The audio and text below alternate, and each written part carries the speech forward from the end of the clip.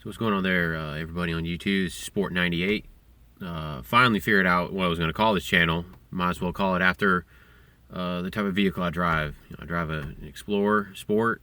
It's a 98, so I got Sport98. I'm going to give you today is the top 5 reasons why I like this truck. Next video, hopefully I'll have 5, maybe 4 reasons why part of this truck is somewhat of a pain to drive. I wouldn't say I hate it, but there are inconveniences. So we'll start from 5 and work our way down to number 1, and being number 1 is the best thing.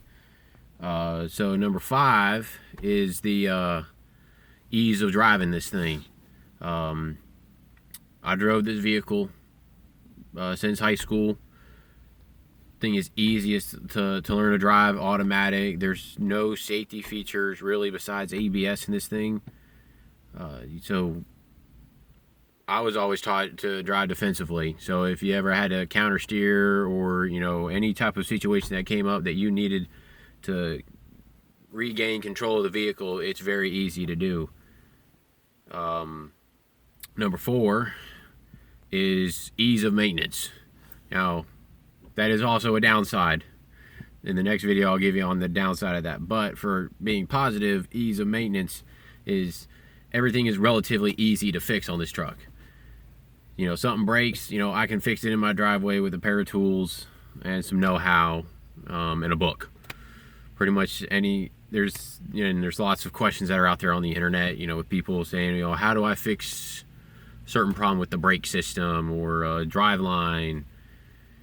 Those type of questions, they're out there. All you gotta do is just gotta know where to find them. Number 3 is price of maintenance. Like number 4, ease of maintenance. Price of maintenance, there's lots of stuff out there to fix this stuff.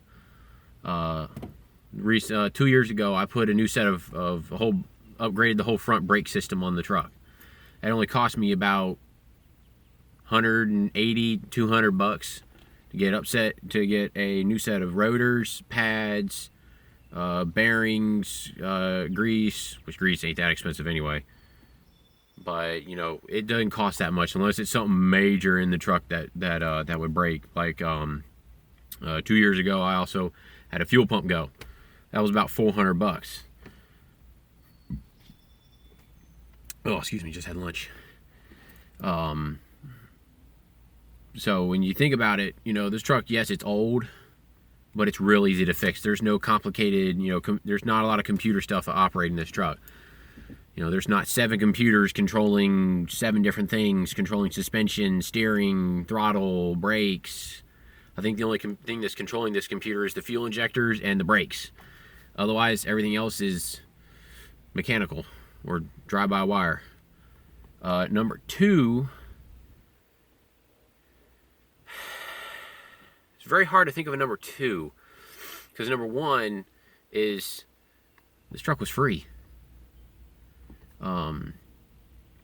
My parents just gave it to me. I'm happy that that it was a free vehicle in the driveway. So I'm not going to pass up a free vehicle. When you think about it, most kids, or most people, when I say kids, most people, when they get their first bought vehicle, they have to go and buy some used vehicle that's probably 5-6 years old. It's got like 80,000 miles on them. This one, it was sitting in the driveway. My parents said, "Here's the keys. Go have fun." I was like, okay.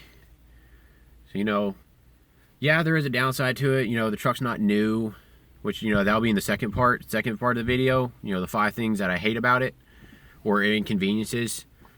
But I mean, like I said, I can't argue up a new vehicle, or a new vehicle for me, but it's the hand-me-down.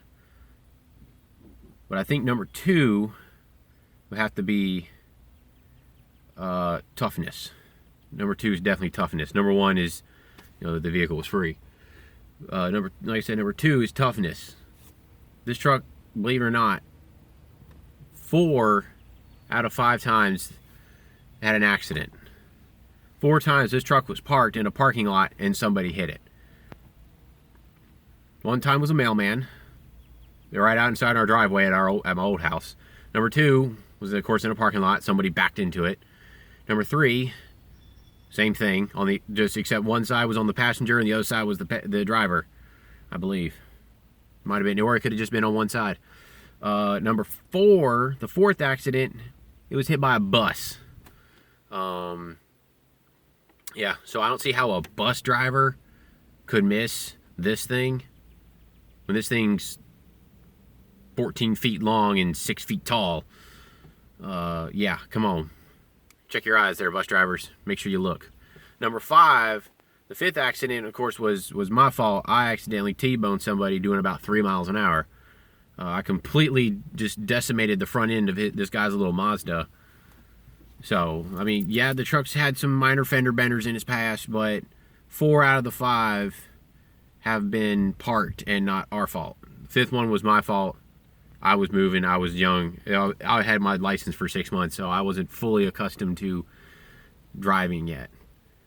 But part 2 video will be everything that is either an inconvenience or I hate about the truck. There probably is 1 or 2 things I hate about the truck. But also, I guess if you think about it, then there's also a side thing that I like about this truck too. I guess you can kind of mix within number 4 or 3, but is accessories or modifications, I guess you can say, to the truck. I'll go over in another video showing some of the other modifications I've done. I mean, you guys have already seen, or I'll link the video in the description down to the aux beam video showing me reviewing of those lights. But the modifications to this truck are endless. You can put just about anything you want on this. I put a 4-inch. This truck's a 2-wheel drive, so of course it's not going to sit as high as a 4-wheel drive truck. But for 2-wheel drive, this truck's now sitting another 4 inches taller, with just a rear leaf springs, with new rear leaf springs. Try to get my words right. And then I just moved the torsion bars up front, and boom, I only spent about $110, and I got a 4-inch lift out of this truck, and I'm happy. You know, I can go a little more off-roading, a little more water, wading through water.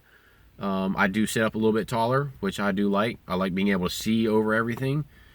But, I mean, I've got, on the interior, we'll go over that one in another video, but just some of the basic stuff, you know, new speakers, window tint, radio system, changing out all the lights in the truck are all LED so that the power consumption is not as draining on the battery since the electrical system is so old.